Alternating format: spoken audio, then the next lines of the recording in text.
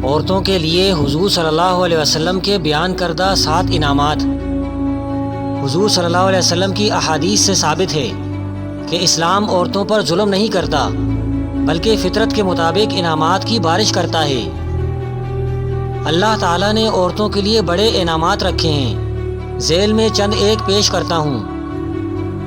Number 1، نیک عورت اپنے خاوند سے پہلے جنت میں جائے گی۔ نمبر 2، جس عورت کا خاوند اللہ کے راستے میں ہو اور بیوی پردے کے ساتھ گھر میں رہے، یہ عورت دوسری عورتوں سے 500 سال پہلے جنت میں جائے گی۔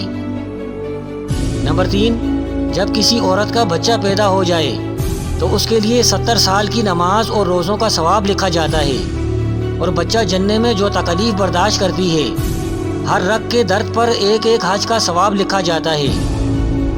نمبر 4، جو عورت بچے کی بیماری کی وجہ سے رات کو جاگے، اس کے تمام گناہ معاف ہو جاتے ہیں اور 12 سال کی عبادت کا اجر ملتا ہے۔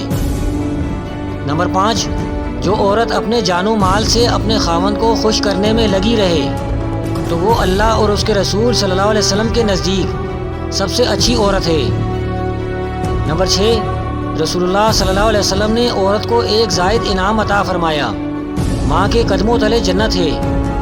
نمبر 7، حضرت ابو ہریرہ رضی اللہ تعالیٰ عنہ فرماتے ہیں کہ رسول اللہ صلی اللہ علیہ وسلم نے ارشاد فرمایا، ایمان میں کامل ترین شخص وہ ہے جو سب سے زیادہ با اخلاق ہو، اور تم میں سب سے زیادہ بہتر وہ ہے جو اپنی عورتوں کے لیے بہتر ہو۔